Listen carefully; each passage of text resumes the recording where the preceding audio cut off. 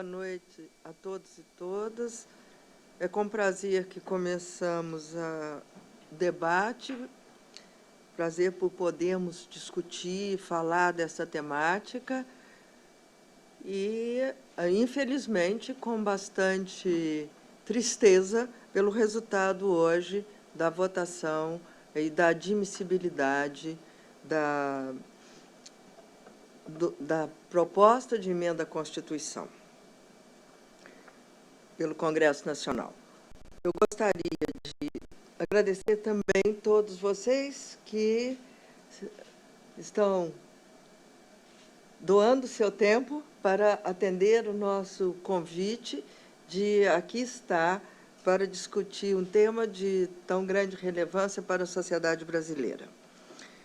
Muito obrigado a vocês. Eu gostaria, então, de apresentar cada um dos componentes da mesa. Ao meu lado é Angélica Moura Goulart, secretária nacional de Promoção dos Direitos da Criança e do Adolescente, da Secretaria de Direitos Humanos da Presidência da República. Angélica é graduada em Serviço Social pela Universidade Federal Fluminense, especializada em Direito Especial da Criança e do Adolescente pela Universidade do Estado do Rio de Janeiro e atuou na Rede Nacional da Primeira Infância e no grupo gestor da Rede Não Bata Eduque. Rodrigo Torres, mestre em Psicologia pela PUC de Minas Gerais, professor e supervisor de estágio na Unipac, em Barbacena, é membro do nosso coletivo ampliado e coordenador da Comissão de Psicologia Jurídica no Conselho Federal de Psicologia. Maria José Gontijo Salum, mestre em Psicologia pela Universidade Federal de Minas Gerais e doutora em Teoria Psicanalítica pela Universidade Federal do Rio de Janeiro, é professora na Faculdade de Psicologia da PUC Minas. José Luiz Quadros de Magalhães, é doutor em Direito pela Universidade Federal de Minas Gerais, professor titular da PUC Minas, professor associado da Universidade Federal de Minas Gerais e professor da Faculdade de Direito Santo Agostinho, em Montes Claros. É coordenador regional da Rede pelo Constitucionalismo Democrático Latino-Americano. Tenho certeza que, com esse belo time, nós teremos um belo debate. Gostaria, nesse momento, de apresentar a situação da tramitação da PEC, que foi aprovada. Em seguida, deve ser criada uma comissão que irá discutir, agora sim, no mérito, porque até agora tinha sido vista a questão da constitucionalidade, e também reafirmar aqui a posição do Conselho Federal de Psicologia, que, ao longo dos últimos anos, tem se pronunciado contra a redução da maioridade penal.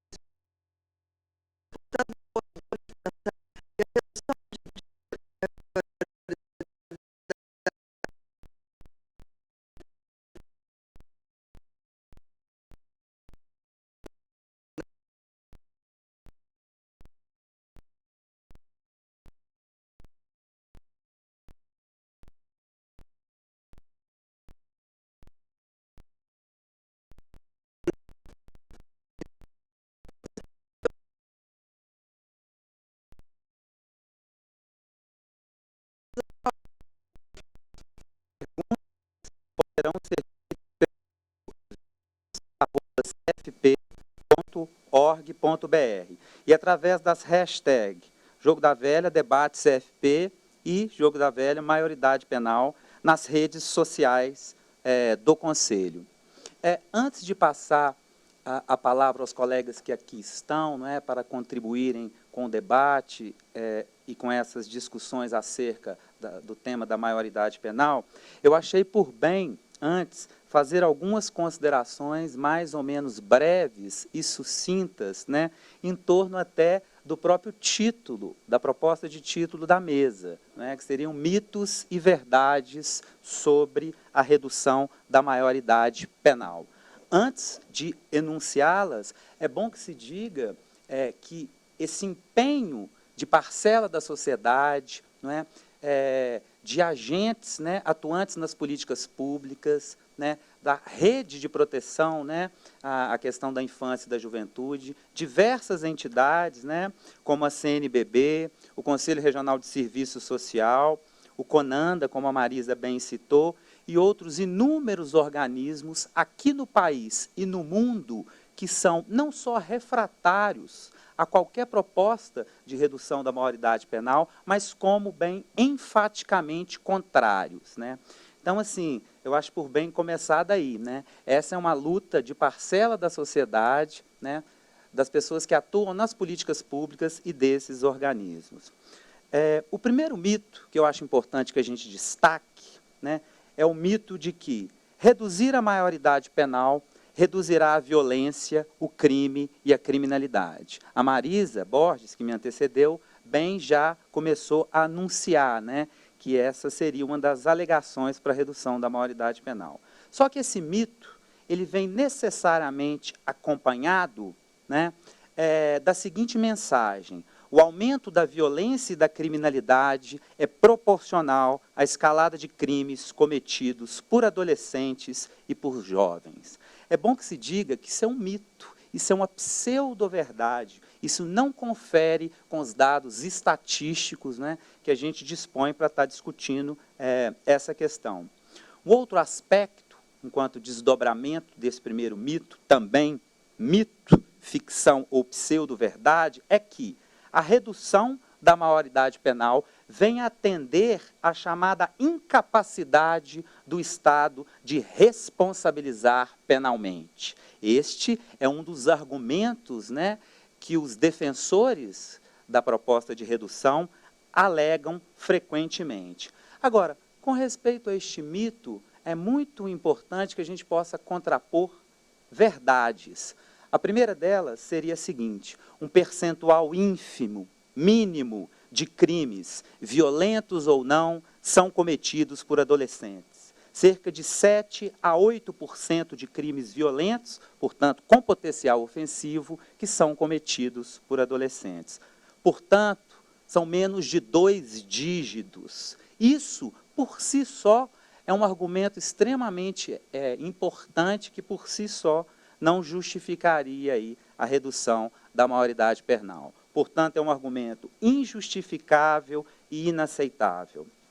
O segundo mito, ou argumento favorável à redução, é aquele que muitos de nós já devem ter escutado, né, que os jovens, os adolescentes, podem exercer sua cidadania com direito ao voto aos 16 anos. Esse argumento, normalmente, ele vem acompanhado com outro, que diz que, dado o avanço da chamada sociedade de informação, né, informação essa que, em tese, né, proporcionaria uma certa madureza aos nossos adolescentes e jovens, e, mais do que isso, uma consciência de espírito com respeito à autodeterminação. Esse é um mito. Qual é a verdade? A verdade é que votar é um exercício de aprendizado político e não pode endossar propostas de redução da maioridade penal, posto que o aprisionamento, e nós conhecemos a realidade do cárcere no nosso país, é uma verdadeira escola ou aprendizado do crime. A outra verdade, que é bom que se enuncie, é que a sociedade digital, tecnológica, da informação, ela não forma. Ao contrário, ela dispersa e, muito frequentemente, confunde. Dispersa e confunde, não é? Adolescentes ou aqueles que atravessam esse período da adolescência enquanto um processo, né, ou processos psicológicos, sociológicos, biológicos, culturais e sociais, que vão dizer respeito a uma construção da identidade, ou construção identitária. Todas as teorias da psicologia, do desenvolvimento, a psicanálise, a psicologia social, em diversos campos de atuação do profissional psicólogo, e dada o acúmulo da ciência, psicologia e da profissão de psicólogo, isso é fato notório, razoavelmente bem aceito por todos nós. Bom, dentro desse aspecto da verdade, é bom que se diga que o Estatuto da Criança e do Adolescente considera adolescente, né, aquela pessoa em formação cuja idade vai dos 12 aos 18 anos, e cuja premissa fundamental do Estatuto da Criança e do Adolescente é: crianças e adolescentes são seres em peculiar estado de desenvolvimento. Por outro lado, inúmeros autores consideram que a adolescência é cada vez mais estendida, inclusive do ponto de vista temporal. Alguns autores, inclusive, afirmam que, dependendo do contexto, essa adolescência pode se estender até os 20, 21 e até os 23 anos, inclusive.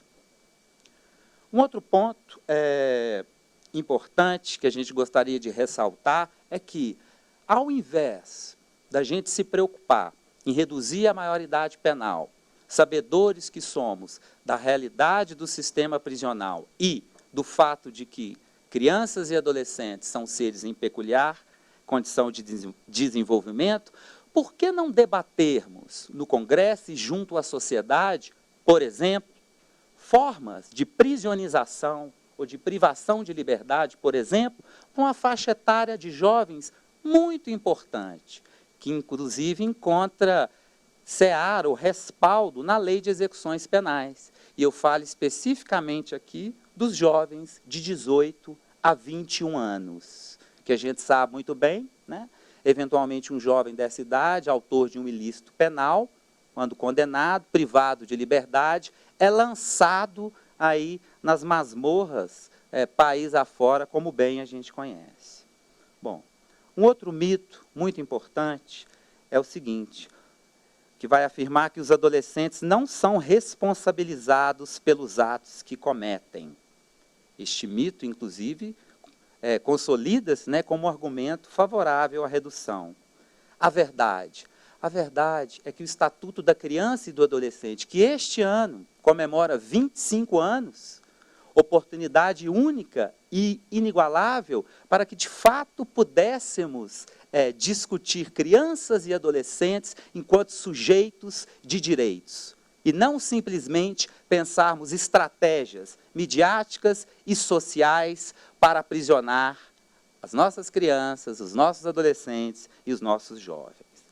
Mesmo porque o Estatuto da Criança e do Adolescente, bem como o Sistema Nacional de Atendimento Socioeducativo, prevê uma responsabilização progressiva, né? Levando o efeito, por exemplo, a responsabilização que, necessariamente, as medidas socioeducativas implicariam.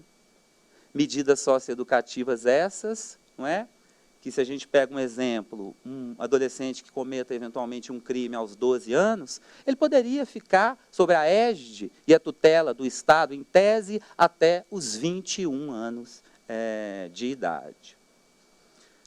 Um terceiro, ou quarto mito, que eu considerei importante, é o seguinte, aspas, a responsabilização penal aos 16, 14, 12, é uma resposta à impunidade exigida pela sociedade.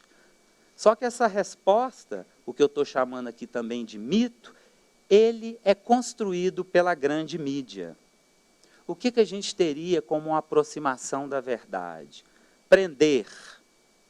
Nas masmorras medievais, que infelizmente existem no país, é solução mais barata, emocional, vingativa, desproporcional, hipócrita e midiática.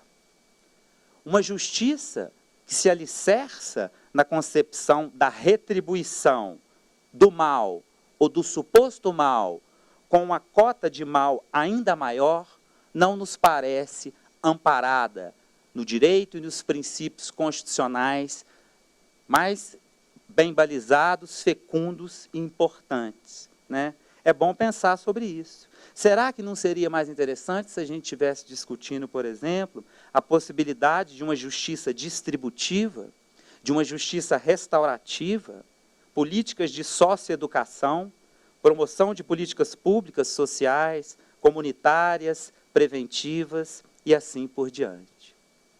O penúltimo mito, e consequentemente a verdade, ou a proximidade da verdade, que nos serviria para a desconstrução deste mito, é que, aspas, os adolescentes seriam ou são, em tese, incontroláveis, incorrigíveis, propensos, inclusive, à desestabilização social e diferem do caos político, territorial, familiar e social do qual emergem. Não se trata disso, né? Não se deve separar de forma enviesada e radical adolescentes carentes de adolescentes autores de atos infracionais, sob o risco de se esconder ou distorcer a realidade dos fatores econômicos, psicológicos, antropológicos, sociais e culturais determinantes na construção de um cenário favorável aos desamparos, às privações, às exclusões e às destituições de todos os tipos, familiares, filiais, comunitárias, inclusive morais. Por fim, o chamado mito de que o adolescente ou jovem que eventualmente cometa um ato infracional já viria automaticamente, esse cenário de adolescente e jovem autor de ato infracional, automaticamente associado ou atavicamente correlacionado à violência e à criminalidade. Nesse sentido, esse mito é extremamente problemático e é preciso que a gente se debruce sobre ele. O mito da construção de um topos ou de um lugar aos nossos adolescentes pela via da delinquência e da periculosidade. A verdade por detrás disso. Os adolescentes e jovens são antes vítimas do que algozes, promotores ou perpetradores da violência e da criminalidade. Basta fazermos referência, por exemplo, ao último mapa da violência recém-saído no ano de 2014. E lá, como em inúmeras outras publicações, resta muito claro que de 3 a 4 vezes mais jovens, pobres e negros são vítimas de morte por causas externas, e especificamente em função do chamado homicídio doloso. Então, esse panorama, esse cenário, a gente não pode se equivocar nessa discussão. É um cenário extremamente complexo, marcado por uma sociedade armada, e é bom que se afirme, que se diga isso, as armas chegam com muita facilidade, né? Muitos colegas psicólogos relatam isso frequentemente, não é?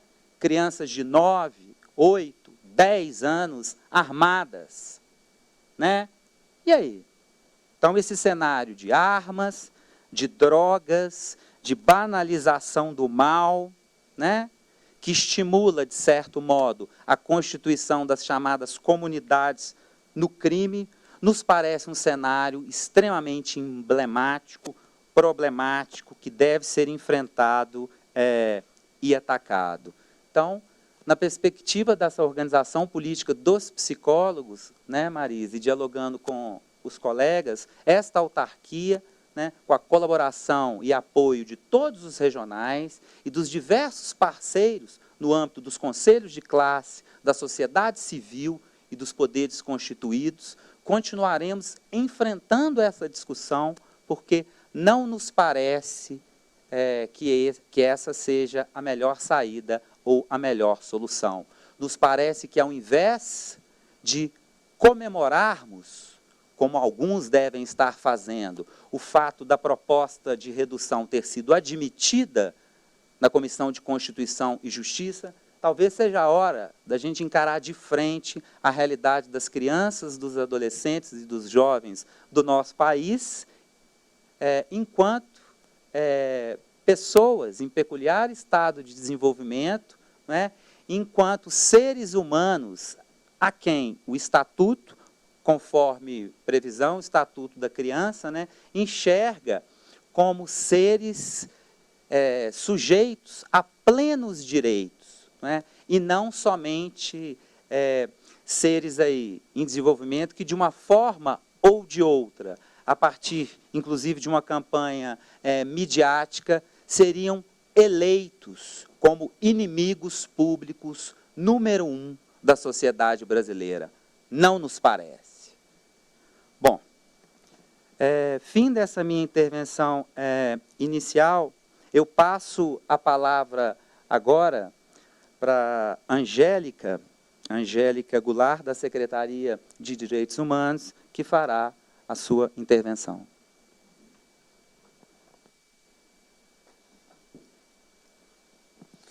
Então, boa noite a todos, boa noite a todas. Boa noite, presidenta Marisa Borges, e boa noite, em nome da Marisa, eu cumprimento todos os outros colegas aqui da mesa. Acho que a intervenção do Rodrigo foi bastante ampla em cima de quais são os mitos que nós temos no contexto da discussão da maioridade penal. Eu ia ressaltar de um outro ponto de vista algum deles. O primeiro é em relação à ideia de impunidade. Durante essas diferentes sessões da Comissão de Constituição e Justiça e Cidadania, que nós chamamos de CCJ, que é a comissão na Câmara dos Deputados, que está discutindo a PEC 171, que trata da admissibilidade de se alterar a Constituição para rebaixar a maioridade penal, esse argumento apareceu assim inúmeras vezes. Nós temos que fazer justiça e acabar com a impunidade nesse país. Eu ficava lá, no meu lugar, pensando se esse é o problema da impunidade do país. E será que, dentro desse contexto de clamor social, por uma questão de regularização de uma série de situações que hoje nós vivenciamos em sociedade, se são os nossos adolescentes que vão, ao final de tudo, pagar essa conta? Normalmente, são adolescentes que têm raça, que têm cor, que têm território, que têm classe social, porque são 99% dos jovens são negros, moram em periferia, vêm de famílias de baixa renda, com baixa escolaridade, e isso cria uma responsabilidade muito grande de todos os nossos interlocutores envolvidos nessa discussão, de não desprezar ou deixar de lado o que isso representa em termos de condição da nossa sociedade. Então, essa impunidade ela não existe. Primeiro, de um ponto de vista que o sistema socioeducativo ele aplica uma série de medidas socioeducativas, porque é assim que nós tratamos dentro do Sistema Nacional Socioeducativo, as medidas de responsabilização dos adolescentes. Nós temos a advertência, nós temos a obrigação de reparo do dano, nós temos a prestação de serviço à comunidade, a liberdade assistida, semiliberdade e internação. E as pessoas não têm ideia do que uma medida como essa representa na vida de um jovem. E, muitas vezes, um outro aspecto, eu acho que o doutor José depois pode até nos abordar de uma forma mais apropriada, juridicamente falando, que é a questão que, muitas vezes, o adolescente, por um ato infracional cometido na mesma proporção que um adulto, ele paga mais tempo em medida de restrição de liberdade do que um adulto pagaria se ele cometesse o mesmo ato. Vou dar um exemplo de um ato que é muito comumente cometido pelos adolescentes, que é o roubo. Né? Muitas vezes o adolescente ele é submetido à medida de privação de liberdade porque roubou, mesmo sendo primário, e fica, muitas vezes, sob medida de privação de liberdade um longo tempo, 2 e, às vezes, até 3 anos, dependendo da avaliação que as equipes fazem, quando no adulto, se ele cometesse esse ato como primário, ele teria uma série de condicionais, né, diferenciadas e poderia até cumprir a sua pena em regime de liberdade. Então, é uma falácia a gente pensar que os adolescentes não são responsabilizados pelos atos infracionais que eles cometem. Então, eu acho que esse é um primeiro esclarecimento que é preciso fazer, porque existem alguns mitos, viu, Rodrigo, que as pessoas repetem, que viram verdades. Né? E isso é o que a gente está verificando e comprovando que acontece em relação a essa temática.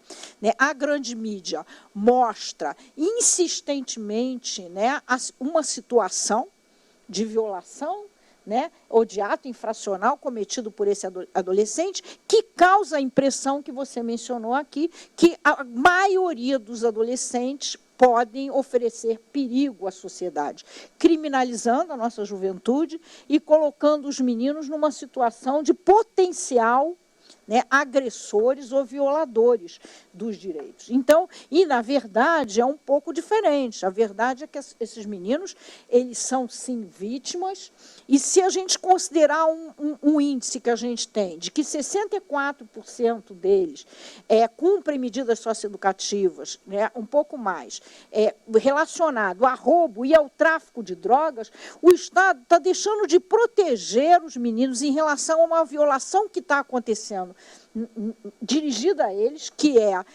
eles estão colocados numa das piores formas de trabalho infantil, e a Convenção 182, né, da OIT, diz que nós temos obrigação de protegê-los contra essas piores formas de trabalho infantil, que é estar trabalhando no tráfico de drogas. Então, há uma inversão.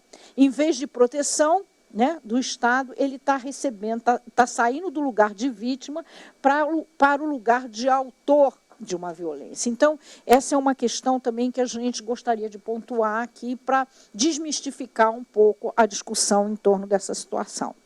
E a outra questão que eu apontaria é essa realmente dos índices, né?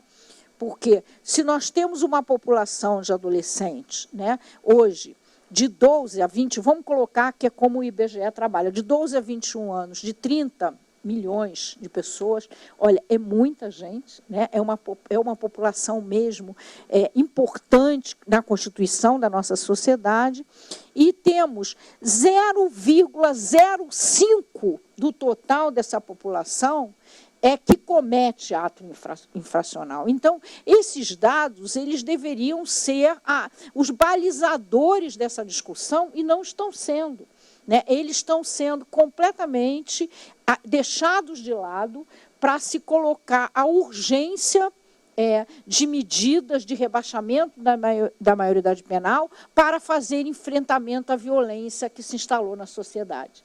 Então, se a gente compara esses números, se a gente pensa que o sistema prisional está falido no nosso país, e nós temos um índice de recuperação insignificante do sistema penal, mais de 70% das pessoas que vivem sob pena, né, dentro do sistema prisional, elas reincidem nessa atividade, nessa prática, quando na população adolescente menos da metade o número de incidentes. Então, o que a gente percebe é que todos os dados, todos os indicadores, né, que nós temos apontam para uma reflexão maior da sociedade, muito no sentido de proteção, né, e de investimentos para criar oportunidades de reconstrução de um projeto de vida desses adolescentes, do que de uma punição ainda mais dura, né? Ainda mais dura. A outra questão que nós podemos apresentar, eu acho que você comentou na sua fala também, é o que a gente tem de comprovação de que a redução da maioridade penal vai responder àquilo que está sendo colocado como anseio da sociedade. Né? Porque nenhum país que procedeu ao rebaixamento da maioridade penal confirmou, né, que houve uma redução de incidência de atos infracionais cometidos pelo adolescente. Inclusive, alguns estados americanos adotaram até a pena de morte. Né? E isso não... a pena de morte não, a prisão perpétua. E isso, muito pelo contrário, aumentou o número de incidências, quer dizer, mais dura do que essa pena, impossível. Né? E do período para cá, que foi 1996, o número de atos infracionais mais do que quadruplicaram, cometidos por adolescentes dessa natureza, atos infracionais dessa natureza. Então, aí nós temos um conjunto de argumentos, de dados, que, se a gente se debruçar seriamente sobre eles, vai concluir, né, que nós não podemos admitir, né, esse retrocesso. Né? Hoje é dia 31 de abril, né? Nós sofremos de março, estamos sofrendo um segundo golpe, agora dirigido à garantia de direitos individuais da nossa adolescência brasileira, e nós gostaríamos que esse dia não se repetisse, não tivesse outro evento que nos relembrasse a tudo que nós vivemos nesse país, e hoje está se fazendo 50 anos, e não sei se por acaso foi o dia em que foi votado o rebaixamento da maioridade penal, a alteração da Constituição, né? Isso é um dado que a gente não pode esquecer, que está na nossa pauta também.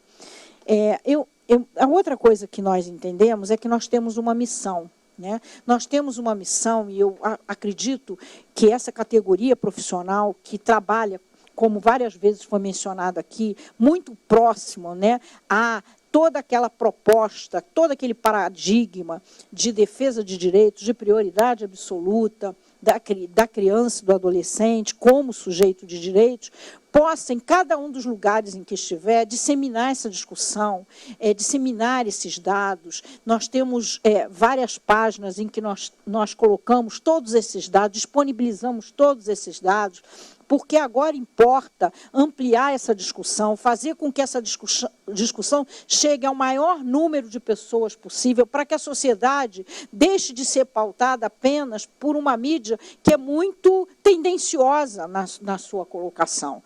Porque um argumento que os deputados mencionavam o tempo todo é que a maioria da população quer o rebaixamento da maioridade penal. E nós até não discordamos disso. Mas qual é a informação que a maioria da população tem? É só um viés dessa informação. Então, é preciso ampliar e fazer esse debate em cada lugar, em cada território, em cada comunidade, em cada escola, para que as pessoas cada vez mais possam se apropriar da informação verdadeira e construir, né, um pensamento, uma posição com base nesses dados, com base nessa posição. Então, nós entendemos que essa é a nossa tarefa agora, né, de levar essa informação ao maior número de pessoas possível, porque elas precisam saber e ouvir, né, também um outro lado, que é um lado dos especialistas, dos profissionais, não só dos militantes, especialmente os profissionais do sistema de justiça, juízes, promotores, defensores públicos, o rol de psicólogos, assistentes sociais, agentes socioeducativos, né, que trabalham diretamente com a causa, porque o que nós recebemos nos últimos 15 dias foi uma adesão absoluta dessas categorias em relação ao enfrentamento a essa ameaça aos direitos das nossas crianças e adolescentes. Nós recebemos mais de 25 notas públicas de conselhos nacionais, da CNBB, do Conselho Federal de Psicologia, do Conselho Federal de Serviço Social, do Conselho Nacional do Direito da Criança e do Adolescente, do Conselho Nacional de Assistência Social, de inúmeras organizações da sociedade civil, né, e associações. Então, assim, esse grupo também representa uma parte importante da população que precisa ser ouvida pela experiência que tem nessa área. Né? Essas posições, elas precisam ser consideradas também, né? Embalizar um pouco esse debate, essa discussão e entendimento daquilo que é melhor para os nossos meninos e para as nossas meninas.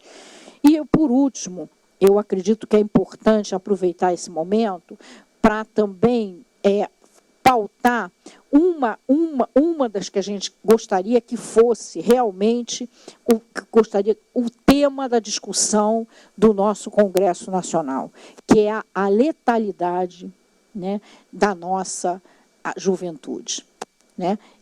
Para vocês terem uma ideia, o índice de letalidade na população como um todo, por morte violenta, por homicídio, chega a 4,8%. Esse índice de letalidade na adolescência chega a 36%. Então, na verdade, há uma versão. Os nossos jovens estão morrendo em número muito maior do que, de fato, estão cometendo atos contra a vida. Então, há que haver um equilíbrio, né, nessa discussão. E a gente focar a nossa atenção no enfrentamento à letalidade dos nossos jovens.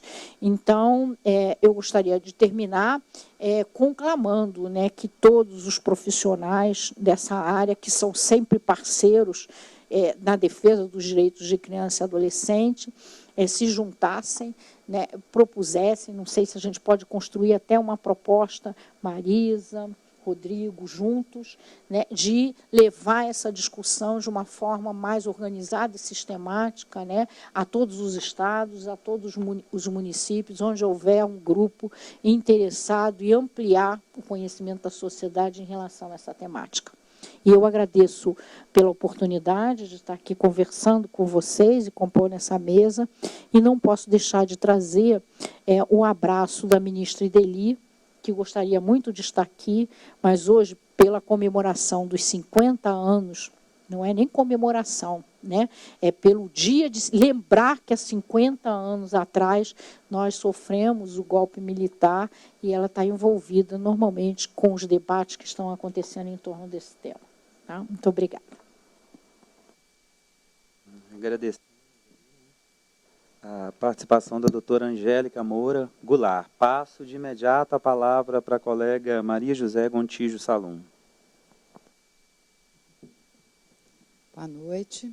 Eu gostaria de agradecer, né, o convite de participar hoje desse importante debate, né, e justamente num dia onde, né, mais um golpe nos cai sobre a cabeça e que é preciso que a gente, né, articule formas, né, de lutar e de perseverar nessa batalha nossa, né, por melhores condições de desenvolvimento aí para as nossas crianças e adolescentes. Né? Da mesma forma que o Rodrigo e com a Angélica, eu gostaria de destacar, né, alguns mitos também, mas eu vou ressaltar alguns, né, que os defensores da redução da maioridade penal, de alguma forma, disseminam. Né? Então, primeiro que eu gostaria de destacar também, né, que haveria uma diferença de maturidade dos adolescentes de hoje em relação aos adolescentes do século passado, né, quando se instituiu aí o Código Penal. Então, a gente vê isso muito assim, né, essa lógica dos 18 anos, né, isso tem a ver com outro tipo de jovem, de adolescente, não é muito diferente do que a gente tem hoje, né? Então, que é mito nisso, né, nesse tipo de justificativa? Né? Lançar, né, o olhar para trás e pensar, né, com o olhar de hoje, que aqueles adolescentes, né, eles seriam mais puros, mais inocentes, né, toda uma visão, né, de uma concepção, né, com o olhar de hoje sobre aqueles, né, de 60 anos atrás, né, em torno disso. Né. É claro que a gente sabe, né, que os nossos adolescentes hoje podem até ter mais acesso à informação, né, o Rodrigo fez referência a isso, né, mas a relação que eles estabelecem com a cultura é a mesma, né, sempre é. Né. Em cada época, né, os adolescentes têm acesso ou não ao que é produzido pela cultura. Né. Hoje, né, se a gente tem uma produção muito grande de informação, os adolescentes vão ter acesso, né, a essa informação que está aí, né, disseminada. Né. E um ponto importante desse tipo de argumento, né, é que há 60 anos atrás, né, em torno de 60 anos atrás, né, aqueles jovens, né, adolescentes, que eram os mesmos de hoje, né, jovens pobres, jovens negros, né, de determinados territórios, eram culpabilizados e excluídos. Né.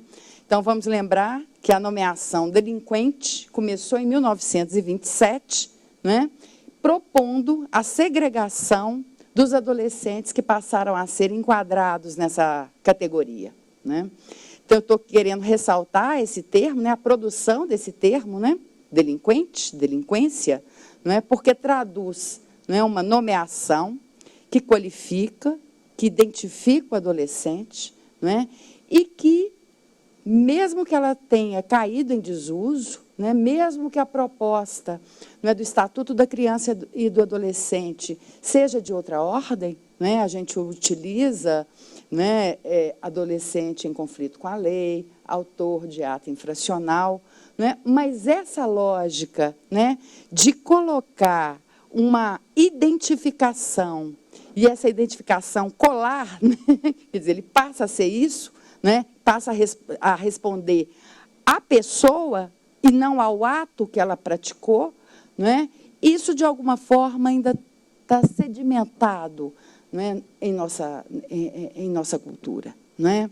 Então, mesmo essa nomeação, né, em conflito com a lei, autor de ato infracional, ao contrário, o que ela visa trazer, né, é a localização ao ato praticado, né, e não a pessoa que o praticou. Né? E aí é ela, né, que vai, de alguma forma, né, justificar o porquê da aposta nas medidas socioeducativas e não na entrega a um destino, né, para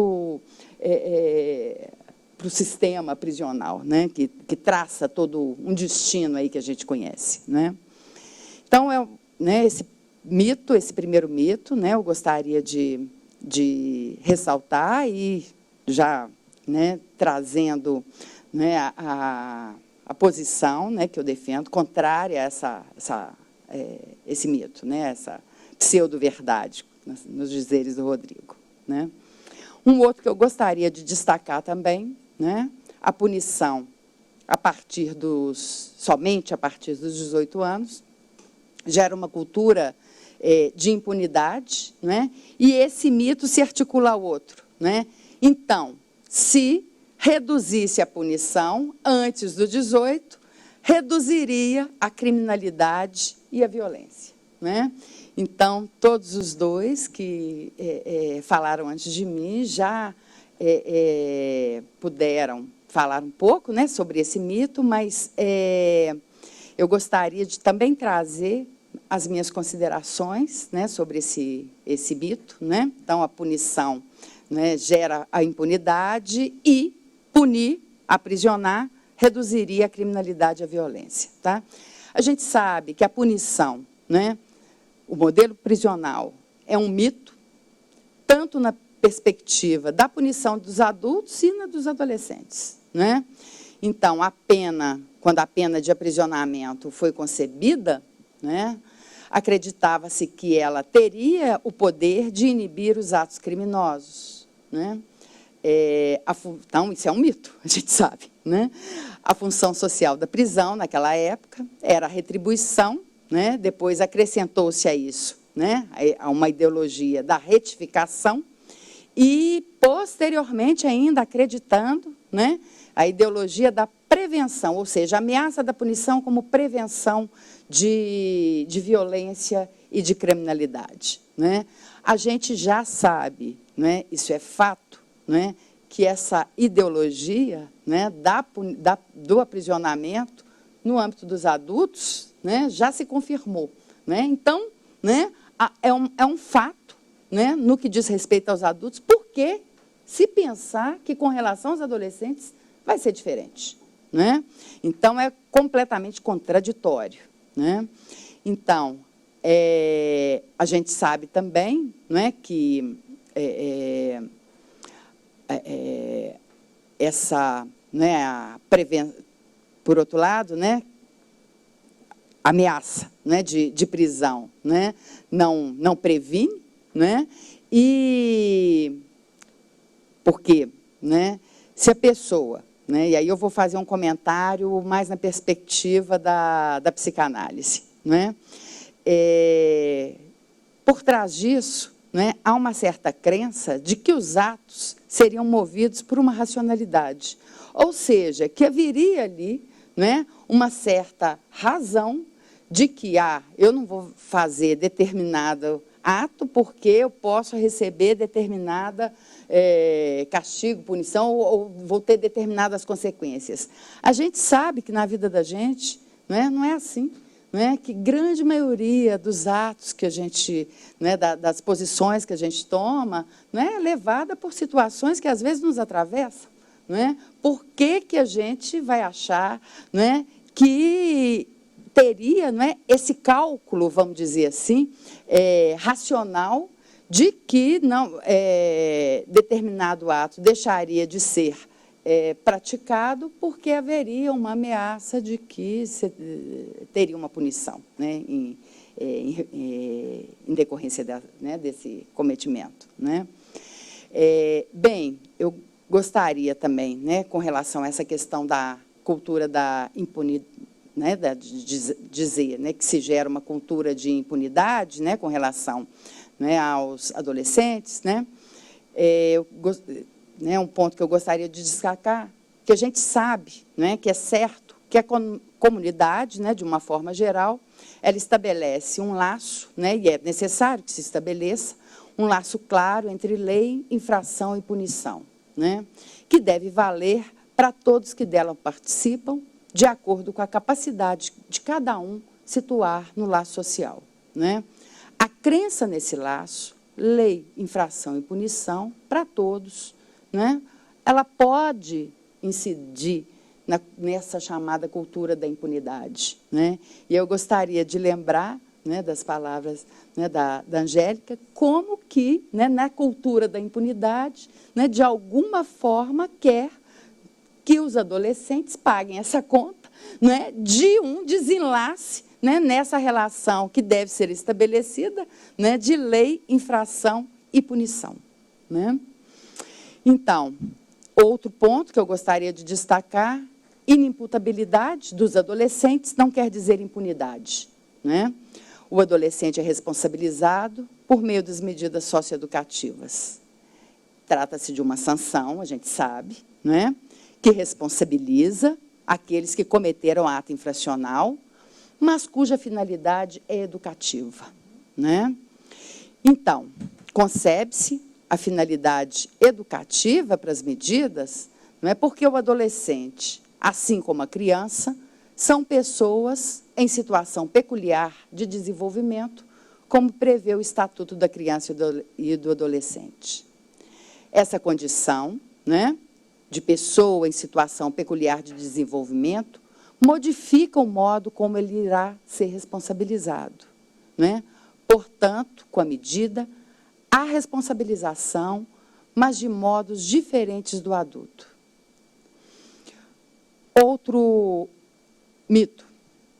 a partir dos 16 anos, eles têm plena consciência de seus atos. Isso aí não é um mito, é verdade.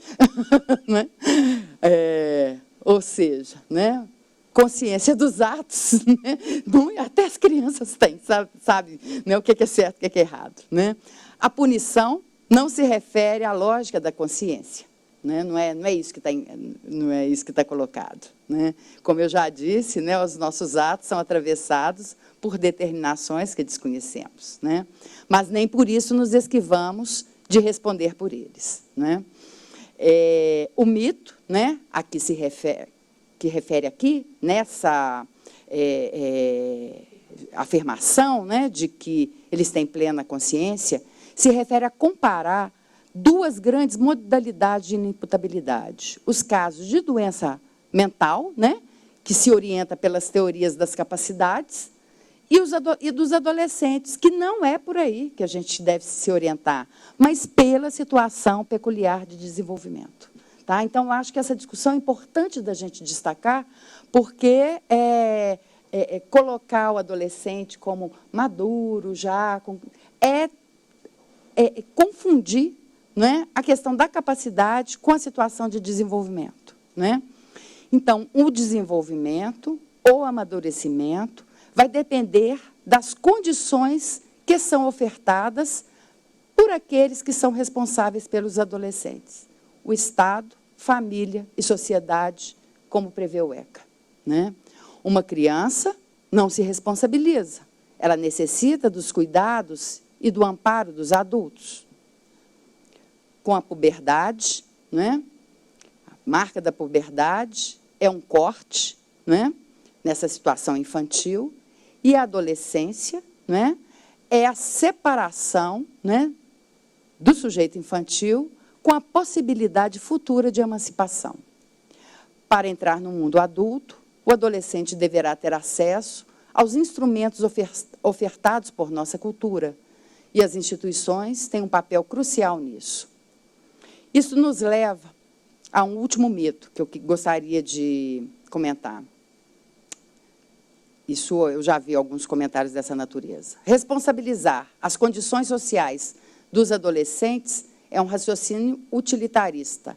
A lei deve ser justa e punir os culpados, inocentar os inocentes. Né? E os adolescentes não devem sair dessa lógica. Né? Então, né, para responder a esse raciocínio, né, vou voltar, né, às nossas instituições. A família, que tem como função educar, transmitir valores, ideais, identificações, afetos. Né? Depois, continuando o processo educativo, a escola, como a instituição que fará a mediação com o social mais amplo. Né? A gente sabe que a trajetória da grande maioria dos adolescentes em conflito com a lei tem um percurso semelhante. Vulnerabilidade, famílias, né, em condições de vulnerabilidade, né, e exclusão, evasão da escola na adolescência. Em muitos desses casos, encontrar um educador no cumprimento da medida permitiu refazer o caminho, interessar pelos estudos, por um curso profissionalizante, refazer vínculos. Não é fácil, mas é preciso apostar. Hoje, não se acredita que a prisão tem uma função de ressocialização. Se ela é mantida, é por sua função de controle social que ela exerce, né? Em determinadas classes. Né? Condenar adolescentes ao aprisionamento equivale a desistir daquilo que nos humaniza, nossa capacidade de nos surpreender, nossa capacidade de ir contra o que está posto. Por fim, concebemos a finalidade educativa para as medidas, e a gente sabe que a educação, né, num contexto mais amplo, né, há duas formas, né, de dizer que se educa. Né? Pelo autoritarismo, pelo ódio, né, algumas pessoas fazem isso, né, justificando que é para educar, ou pelo interesse. O ódio segrega, e a própria pessoa é objeto de exclusão, como no caso do adolescente, né, designar como delinquente. O interesse, ao contrário, permite dizer não ao ato infracional, que é preciso dizer, né, não ao ato infracional, mas chamar despertar o adolescente para o laço, para que ele participe das conquistas do nosso mundo. A própria noção de adolescente em conflito com a lei nos indica do que estamos tratando. Um conflito, uma dificuldade, um impasse na adolescência. E eles respondem a esse conflito com os instrumentos que a própria sociedade lhes dá, objetos no lugar da palavra, para a resolução desses conflitos, né? Como foi ressaltado, armas, drogas, né? Os corpos, as agressões, né? Essa reiteração, adolescentes e perigo, né? Nisso, né, há algo que se repete, que reitera, que há conflito e que, né, as dificuldades das crianças que se identificam na adolescência, né, no lugar de dar lugar a um projeto de vida, né, o que, né, esse caminho da redução da idade penal parece nos mostrar é, né, em vez da saída pelo projeto de vida, né, dar uma sentença de condenação à morte, né, em relação aos direitos e à cidadania, né? Então, é isso. Obrigada.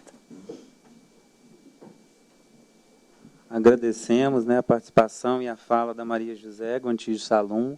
Passo para o professor José Luiz Quadros de Magalhães. Bom, cumprimentar a todas e todos, né, uma grande satisfação estar aqui. E a minha fala, eu preparei alguns pontos, né, e alguns mitos para a gente desconstruir aqui, e eu vou procurar ser o mais objetivo, porque eu acho que eu exagerei nos pontos. Fui colocando aqui vários pontos, vou procurar ser mais objetivo, justamente para a gente poder depois aprofundar essas questões. E eu peço que o Rodrigo controle meu tempo. Ele já aparece ali, mas se eu esquecer de olhar para lá, não deixa eu exagerar, não. E aí eu queria começar com a primeira questão, um primeiro argumento para a gente debater, eu começar a partir de uma proposta de diálogo com as posturas conservadoras, né, ou com essas falas conservadoras que a gente tem ouvido muito, e tentar, a partir mesmo do argumento conservador, ou seja, admitindo-se a hipótese, e que, obviamente, eu não concordo, porque em nenhuma parte, em nenhum momento, em nenhum lugar do mundo, o aumento do direito penal ou da violência do Estado representou queda de criminalidade. Isso já foi dito aqui, você tem experiências muito interessantes. Nos Estados Unidos, por exemplo, né, aqueles estados, quando adotaram a pena de morte, ou que têm a pena de morte, o número de policiais assassinados é maior. Na Europa, no pós-Segunda Guerra Mundial, né, à medida que os estados foram abandonando a pena de morte, a criminalidade não aumentou, ela diminuiu. Então, são muitos os dados, são fartos os dados que mostram o equívoco dessa política de aumento do direito penal, de criminalização de tudo que a gente vai vivendo, né, junto com um momento perigoso e triste do nosso país, de divisão, de discursos de ódio, discursos raivosos, né, irracionais, que não tem nada a ver com democracia. E aí, eu, tentando argumentar, com esse pensamento conservador, a gente tem algo que a redução da maioridade penal representa uma irresponsabilidade, mesmo dentro do argumento conservador. Por que isso? Nós temos hoje no Brasil mais de 500 mil pessoas presas. Temos no Brasil mais de 350 mil mandados de prisão a serem cumpridos, não cumpridos. Os presídios superlotados, que não reeducam, ao contrário, e a redução da maioridade penal significa o quê? No mínimo, dentro dessa lógica conservadora, aumentar essa fila de mandados a serem cumpridos. Isso, mesmo dentro da lógica conservadora, é irresponsável, porque significa, dentro dessa lógica, que os mandados não cumpridos, né, a inexistência de vagas em presídios, né, a inexistência de uma polícia que, quando apura ou quando resolve os casos, resolve, no máximo, em torno de 7% dos casos são resolvidos.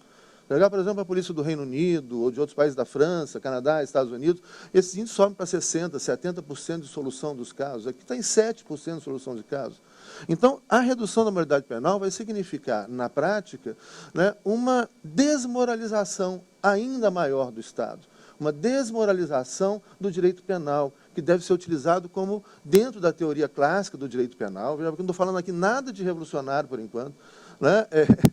dentro da lógica do direito penal, deve ser a última razão a ser aplicada. Porque quando o direito penal se manifesta dentro dessa teoria clássica, ele tem que ser fulminante, ele tem que ser infalível. Esse momento, quando o Estado atua com o direito penal, ele tem que mostrar, olha, aqui eu estou sendo infalível, então, portanto, acredite em mim, Estado. Né? E o Estado já não funciona. E a gente vai aumentar isso. Ou seja, vai aumentar a fila de mandatos descumpridos, vai aumentar os problemas carcerários, ou seja, aumenta a desmoralização do direito penal, aumenta a desmoralização da polícia, né? Aumenta a desmoralização desses argumentos na prática. Então, eu vejo, num primeiro momento, mesmo dentro dessa lógica conservadora, se as pessoas pararem para pensar um pouco, né, essa medida ela é irresponsável. Mas agora, ultrapassando a lógica conservadora com a qual eu não concordo, né, a gente pode discutir outros aspectos da nossa sociedade hoje, que também eu acho que são... a gente está indo para um caminho extremamente perigoso. Nós estamos vivendo um momento de expansão do direito penal. Há uma crença de que o direito penal pode resolver tudo. Outro dia eu participei de um debate muito interessante na Faculdade de Filosofia. Eram dois filósofos e eu, do direito, né, eu jurista. Isso a gente poderia supor que no debate sobre a questão também, sobre o papel do direito penal, da punição e etc., né, eu, como jurista, eu defenderia o papel do direito, né, e os filósofos defenderiam o papel da ética. E o que aconteceu foi o contrário. Foi muito curioso. Mas eu estou exemplificando isso por quê? Porque há como que essa expansão dessas teses conservadoras, né, representam essa aposta na capacidade do direito penal, né, do direito, e especialmente do direito penal, de solucionar a criminalidade e a violência. E ele nunca solucionou, em nenhum lugar do mundo, em nenhum momento. E a gente corre um risco. Por quê? Nós entramos numa onda que parece que, infelizmente, agora vai aumentar com o novo Congresso Nacional, né, de criminalizar tudo. Assim como os Estados Unidos viveram e ainda vivem, em parte, isso. Vão criminalizar tudo. Você... deu palmada no filho, é crime. Não estou falando que tem que dar palmada no filho, não tem que dar palmada, mas estou falando da questão da criminalização. Né? Bateu no animal é crime. Bebeu uma cerveja e dirigiu é crime. Há criminalização de tudo. Essa criminalização de tudo implica em quê? Implica no aumento da capacidade do Estado de fiscalizar. Mais ou menos nós voltamos naquele problema anterior. Então você precisa de mais polícia, de mais fiscalização, de mais câmeras de controle, de mais juízes, mais promotores, aumenta o aparato judiciário, de mais carcereiros, mais cárcere. Por quê? Porque se o Estado, se a gente começa a criminalizar, a gente começa a dizer, olha, dirigir alcoolizado, nem alcoolizado, bebeu uma cerveja e dirigiu é crime, o Estado, então, tem que ser capaz de punir, de fiscalizar e punir toda pessoa que tomou uma cerveja, ou tomou várias cervejas, ou bebeu alguma coisa, qualquer outra bebida que seja, e saiu dirigindo. Essa pessoa tem que ser punida. Porque se as pessoas sentirem que ela pode desafiar o aparato estatal, que ela pode desafiar o direito penal, né, o sistema policial e etc., é ainda o aumento da desmoralização disso.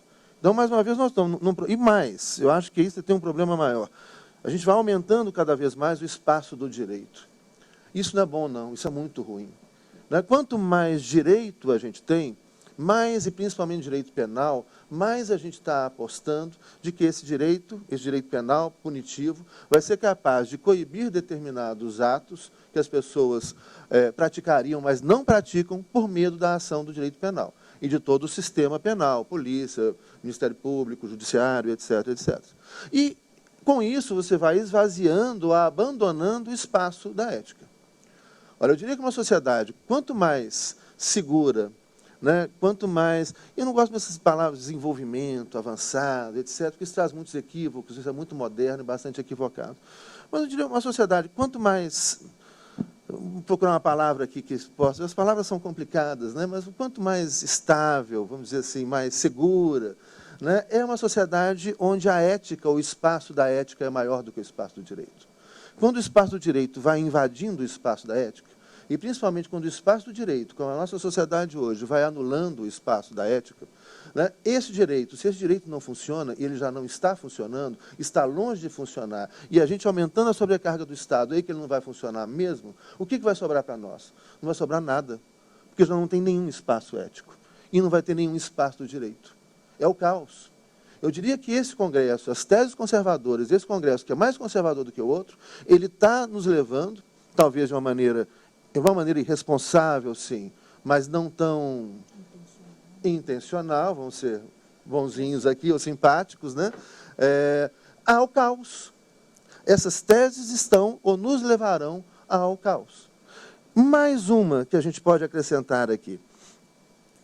A aposta no controle, né? E uma coisa está sempre ligada à outra. Nós estamos vivendo em sociedades de um aumento do controle sobre o comportamento das pessoas, né? Hoje a gente tem a capacidade do Estado, e você tem estados que supercontrolam.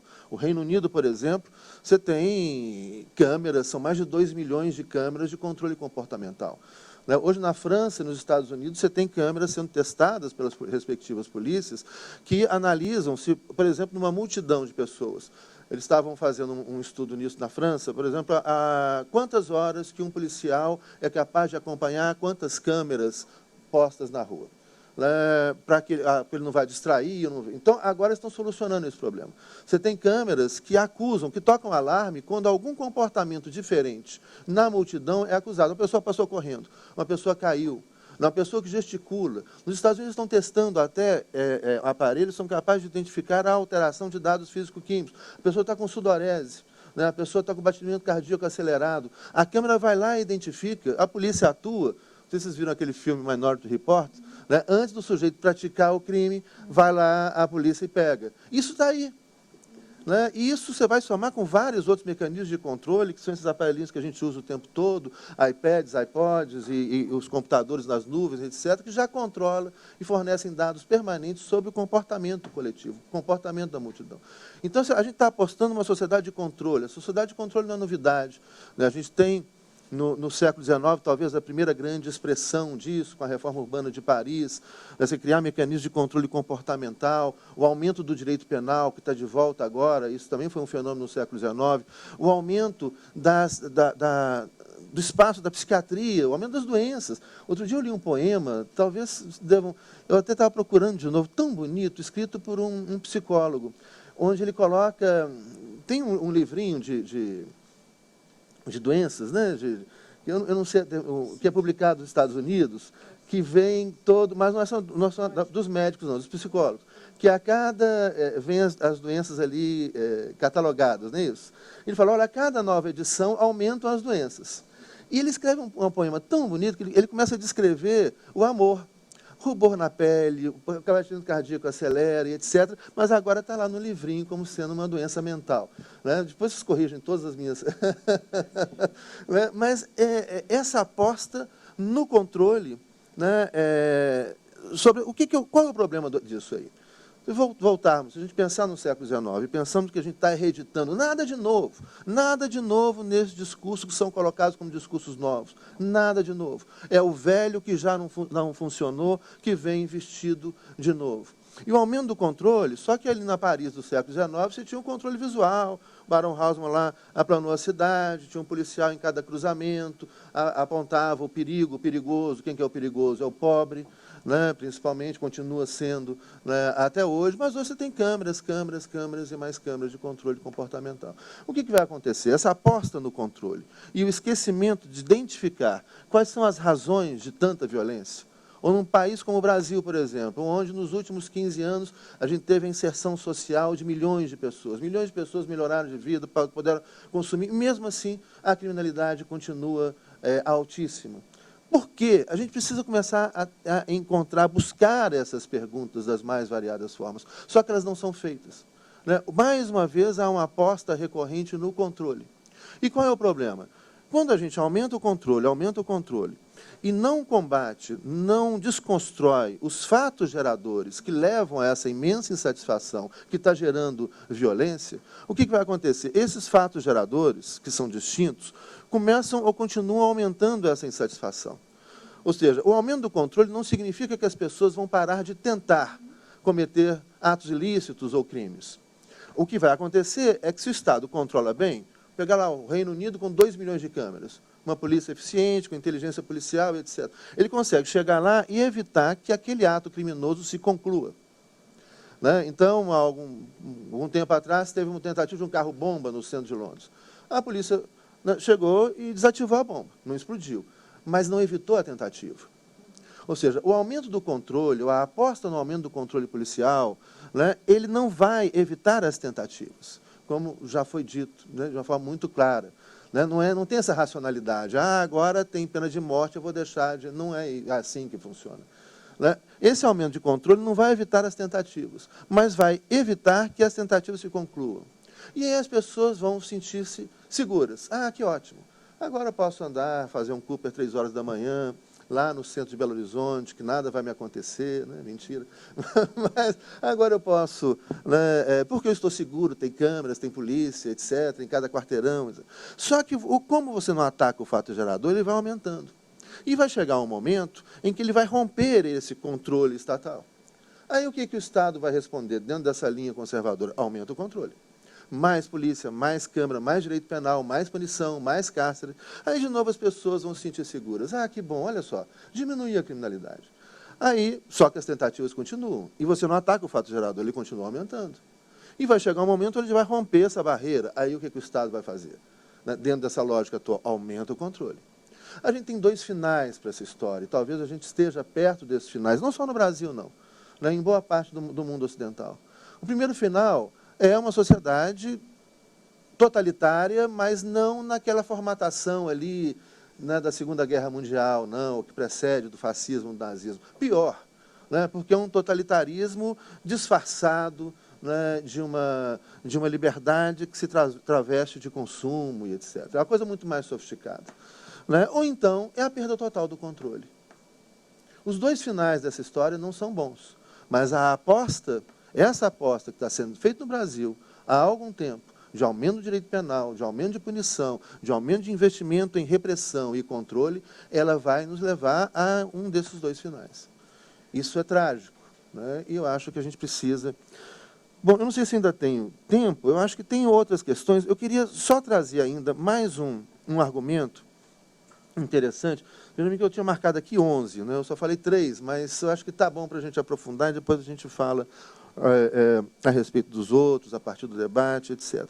Mas eu queria trazer uma reflexão feita por um psicanalista e um filósofo que eu admiro demais, em que eu leio muito. Eu acho que é um cara polêmico, né? Ele faz esse papel de polêmico, ele provoca, e a ideia dele é justamente fazer essas provocações para tirar as pessoas da posição do conforto. Né? Ele mesmo diz, não quero que concordem comigo, não, que é o Slavoj Žižek.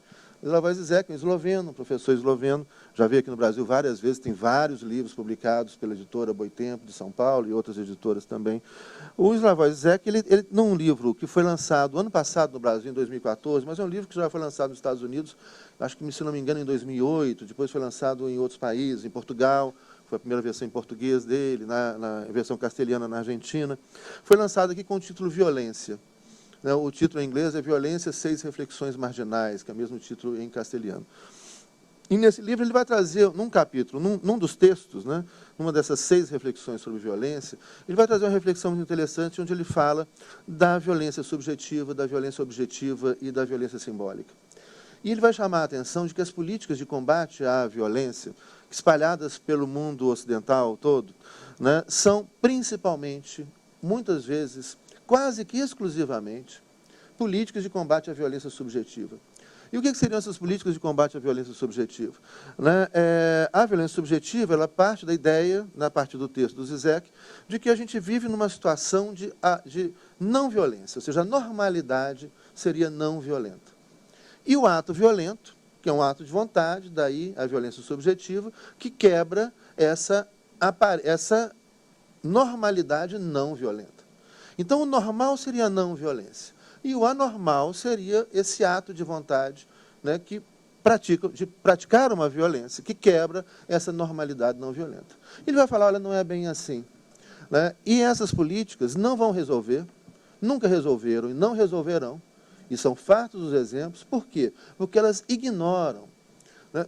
Ou seja, o que a gente está vendo hoje no nosso país, nessa nossa discussão, que não tem sido feita, e o Congresso Nacional não envolve a população, né, de uma discussão mais ampla, nós não temos vamos dizer, uma liberdade de imprensa ampla, não do ponto de vista diante do Estado, mas do ponto de vista de meios de comunicação extremamente concentrados na mão de poucas pessoas, e esses meios distorcem, encobrem e muitas vezes mentem sistematicamente, e fica difícil ter uma democracia com a grande mídia que nós temos, né, que encobre, que mente, que distorce. Isso também não é só no Brasil que acontece, né, infelizmente. E aí a gente nem sequer atenta ou discute para as violências que são permanentes. Violências que eu diria que são violências que a gente pode encontrar suas raízes na própria construção da modernidade, do direito moderno e do Estado moderno, né, que é essa violência objetiva. As relações sociais e econômicas, né, essa violência estrutural. E a violência simbólica, que está, por exemplo, só um pequeno exemplo, para a gente entender, e as pessoas que estão viu a mensagem agora, concluir, então vou concluir. Que ótimo, viu?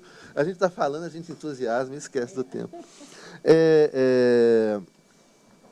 Essa violência simbólica que tá na linguagem, né?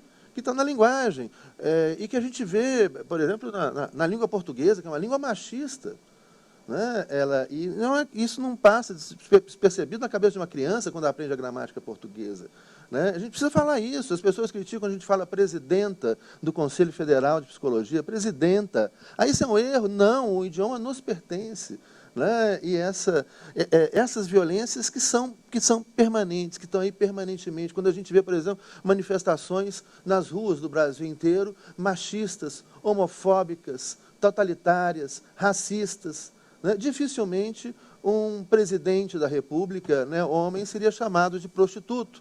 Mas, como é uma presidenta mulher, ela recebe as mais variadas nomes que são machistas, né, que representam uma violência grosseira e que não tem nada a ver com democracia, isso não tem nada a ver com política, né? Isso tem mais a ver com fascismo, com violência. E a gente precisa discutir isso. Essas violências que são permanentes, que são objetivas e simbólicas, permanentes na sociedade, senão não vai adiantar nada, a gente vai ficar eternamente, né, enxugando gelo, né, apagando incêndio, com políticas pontuais de combate à violência subjetiva, que não vão resolver nada, como, por exemplo, essa questão da redução da maioridade penal. Desculpa ter passado pelo tempo aqui.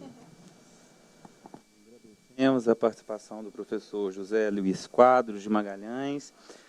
Dentro da nossa dinâmica aqui, já caminhando para o encerramento, né, eu vou fazer a leitura de algumas considerações, perguntas colocadas, né, pelos colegas psicólogos e psicólogos, e, ao final, cada expositor terá um tempinho também para suas considerações finais, né. Tem uma pergunta aqui que vem do Caio Pedra, estudante de psicologia da Unijorge, Salvador, Bahia. Não seria melhor criar políticas públicas, melhorar a educação, esporte e lazer, do que simplesmente punirmos os adolescentes por seus atos, já que se trata de uma questão muito mais social que individual? Digo, esses adolescentes são, em sua maioria, vítimas de um círculo vicioso de problemas do Estado e de como a sociedade lida com a exclusão social. Sim, eu acho que o nosso debate aqui caminhou muito em torno disso que o Caio aponta, né? Em função do número, eu não vou ter condições de estar lendo todos, tá, gente? Tem a Luana Brito, de Jabotão dos Guararapes, Recife, né? Ela disse que conseguiu se reduzir o índice de reincidência de jovens na criminalidade a 13% no Recife, segundo os parâmetros do ECA, conforme o site da Comissão de Constituição e Justiça. É sabido que o índice de reincidência do sistema prisional comum também é altíssimo, né? Isso que, de uma forma ou de outra, a gente abordou anteriormente. E aí ela conclui, né? Este é um exemplo de que as medidas socioeducativas propostas pelo ECA para reeducar os jovens autores de crimes funcionam e são solução, sim, para a prevenção, ela está dizendo aqui, na redução da criminalidade. Então, por que os parlamentares continuam insistindo em um sistema falido, que age apenas sobre os efeitos, negando as causas, e que não recuperam os que por ele passam, né? Muito disso a gente acabou considerando aqui também, né? Alguns participantes também, como é legítimo, né, na sociedade democrática, discordam, né, do posicionamento do Conselho Federal e dos debatedores aqui, né? Alguns vão dizer o seguinte: concordo plenamente, tinha que ser menos idade ainda, se com 12, 13 já sabem tirar a vida das pessoas, né? Alguns poucos comentários nesse sentido. Outros enfatizam a importância de estar debatendo mais fortemente isso junto à categoria, né? O comentário da Isa, e aqui direto do YouTube, né? Oferecendo esse debate importantíssimo e extremamente esclarecedor. Um outro também aqui diz que como culpar alguém quando estava criando suas construções morais, iniciando seu estágio de cognição, por ser influenciado por um meio mal estruturado e, consequentemente, cometer delitos, né? Outra colega também diz o seguinte: é bem mais cômodo excluir, jogar, encarcerar, do que buscar meios de ressocializar, reaver, reintegrar, né? Então, os colegas que me desculpem, né, por efeito até do andar aí do tempo também, a gente não vai ter como responder agora, mas posteriormente a assessoria de comunicação, né, está estabelecendo aí um link com todos aqueles que enviaram as suas mensagens. Então, agora nós vamos passar para as considerações finais, né? A gente pode começar, vamos começar pela Maria José agora, pode ser?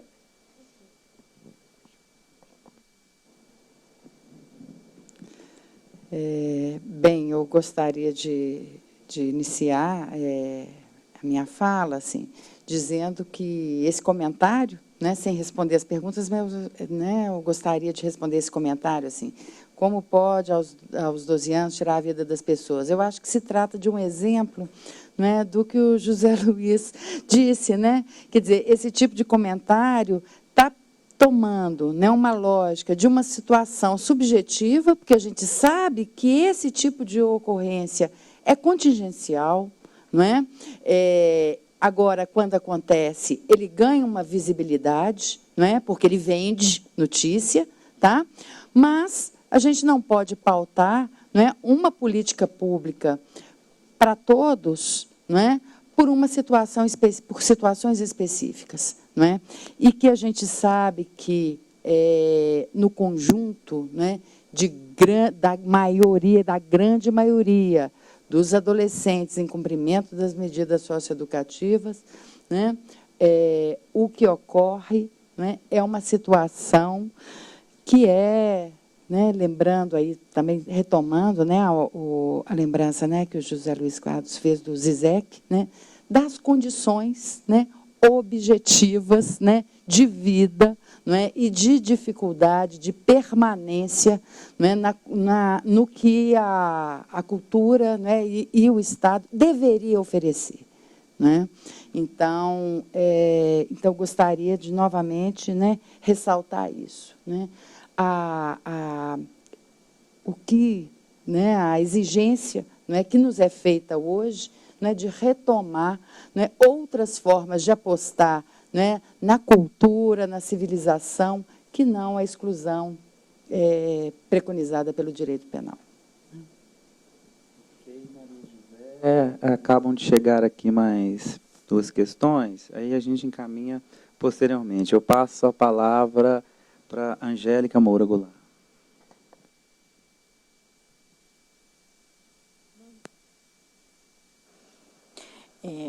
Também concluindo, nós estamos vivendo um momento muito diferente, né, do que nós esperávamos em termos de presente, né, de possibilidades, né, de avanços, né, nas conquistas dos direitos sociais. E creio que eu queria primeiro agradecer a todas as pessoas que mandaram as suas questões, sejam elas a favor ou contra, porque todo esse rol, né, todo esse elenco de reflexão nos ajuda também a refletir e a pensar sobre como argumentar, como contrapor ou como reforçar as ideias que chegam aqui. Então, são sempre contribuições, né?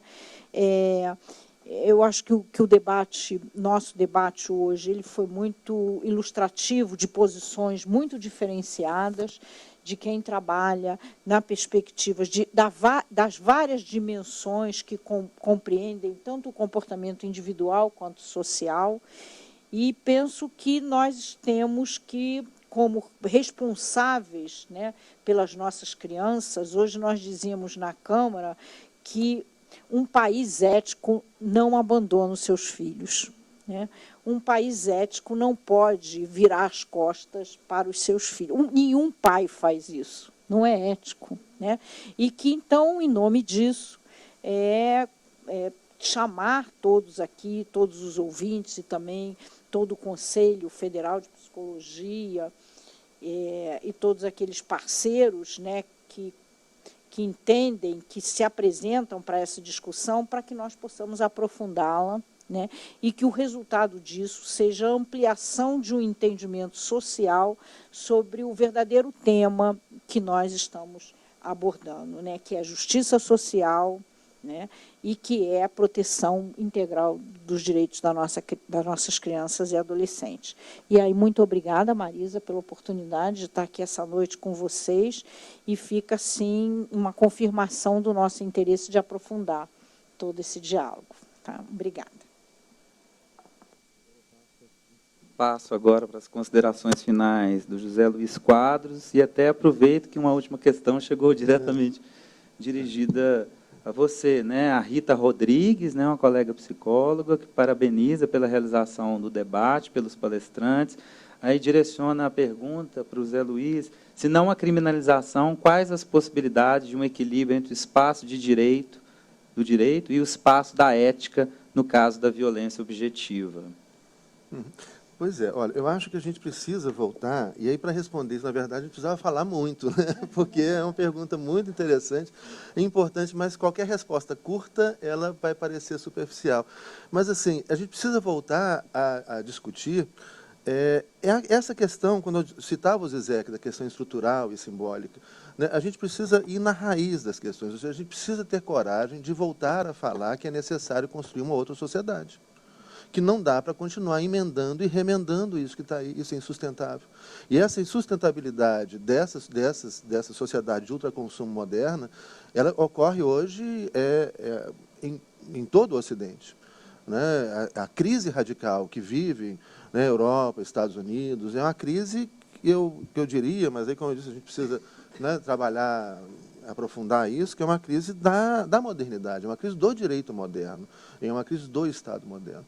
Então, a gente precisa ter coragem, porque isso começou a aparecer, vamos ser pragmáticos, resolver as questões pontuais, especializar e etc. E a gente parou de falar, né, na necessidade, que se torna cada vez mais urgente, de pensarmos em uma outra sociedade. Então, e a gente precisa voltar a falar nisso. E só para... Eu acabei não falando dos argumentos constitucionais, mas não vou só mencionar aqui que a mudança do artigo 228, frente às cláusulas pétreas, o artigo 60, parágrafo 4º, ela é claramente inconstitucional. Então, eu acredito que essa questão, sendo levada ao Supremo Tribunal Federal, eu acredito que essa modificação será julgada inconstitucional. Mas aí não vamos entrar ou aprofundar, não tem tempo para isso, mas depois, né, as pessoas estão participando de tudo, eu convido até para... eu posso responder as perguntas também no site e convidar para visitar o meu blog, que tem muitos textos sobre isso. Tudo, o blog é meu nome, é José Luiz Quadros de Magalhães.blogspot.com. Aí tem muitos textos, tem vídeos, e também a gente pode continuar esse diálogo, né, com as pessoas que estão participando pelo computador, pela internet, né. E agradecemos, né, o professor Zé Luiz Quadros de Magalhães, e passo agora a palavra para a presidente do Conselho Federal de Psicologia, Marisa Borges, que fará o encerramento deste nosso debate, que a gente espera tenha alcançado minimamente os nossos objetivos, né, que é ampliar a discussão, informar a categoria e também convidá-los a essa luta, que é uma luta continuada e necessária. Bom, eu quero encerrar agradecendo os presentes, agradecendo a audiência, pedindo aos psicólogos e psicólogas brasileiras que nos ajudem, né, a ampliar essa discussão em todos os espaços nos quais atuam, se relacionam, enfim, nos seus grupos, e discutir, aprofundar a discussão deste assunto, se possível, levando aquela posição que é a posição da maioria dos psicólogos. Mas, de qualquer maneira, acho que falar sobre o assunto e ter também o contraditório é a ocasião de poder refletir. Mas também eu gostaria de dizer que o Conselho Federal continuará reafirmando que atacar o indivíduo, desconsiderando as causas da violência e da criminalidade, é uma resposta irracional a um apelo da sociedade de caráter mais amplo por justiça social. Não entendo, não quero entender e espero ter razão de que o clamor público seja por redução de maioridade penal. É por justiça social. Né? E em pequenos atos, que talvez, em termos de poder assim, destruidor do outro, pode parecer muito simples, nós podemos ver, constatar a naturalização existente nesse país da violência, em especial da violência simbólica, que eu achei muito importante você trazer. Então, quando observamos algo como o que aconteceu recentemente em São Paulo, em que uma vendedora de uma loja, ou alguém que trabalha na loja, sai do recinto da loja e vai para o espaço externo para fazer sair da frente da loja uma criança negra que tomava um sorvete, e essa criança estava acompanhada, então, próxima de um senhor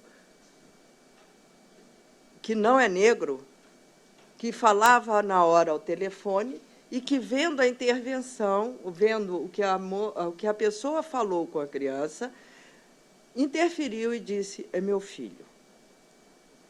Então, a pessoa disse para ele não pode estar aqui na frente vendendo nada. A criança não estava vendendo, a criança estava tomando um sorvete e estava ao lado do seu pai adotivo. Isso está na rede hoje. Né? Então, quando a vendedora, mesmo sabendo que discriminação racial é crime, é capaz de sair do espaço privado do seu comércio, invadir o espaço público e fazer isso com a naturalidade de que não será punida, ou como até sem pensar que está cometendo o ato infracional, eu acho que mostra um pouco, espero estar correta na interpretação, porque não conheço o meu conceito com o qual você trabalhou, que essa pessoa não tem a mínima ética para saber que ela até pode pensar ou não gostar ou não querer conviver com negros, mas que ela não pode externar nenhum ato de racismo e, muito menos, fazendo isso, invadindo o espaço público como se esse espaço fosse o seu espaço privado. Então, assim, esse esquecimento, né, mostra que falta ética e a justiça não funciona, porque a ameaça da punição também não coíbe esse tipo de ação. Eu acho que é um caso, assim, não sei, pensei nele, né? A sua fala, a pergunta, me trouxe esse caso. E ele parece que mostra muito bem e mostra para muito longe do caso do crime de morte ou de outros crimes hediondos, né? Mas do crime cotidiano, que acontece nas grandes cidades, em especial nos espaços como a Rua Oscar Freire.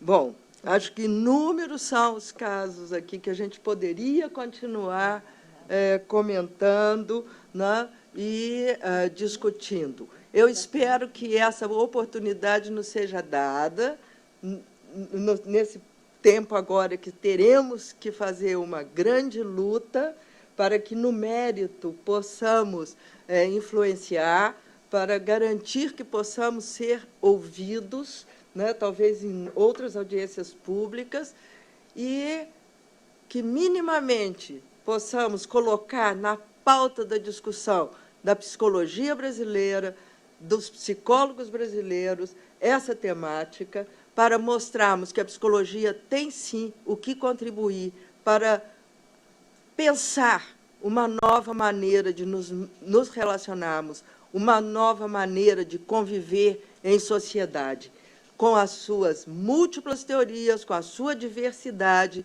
da análise do comportamento à psicanálise, que eu estou colocando dois extremos, que era para mostrar que podemos abarcar em todas as teorias. Teremos com o que contribuir para uma cultura de paz, uma convivência fraterna entre os homens. Obrigada. Muito bom.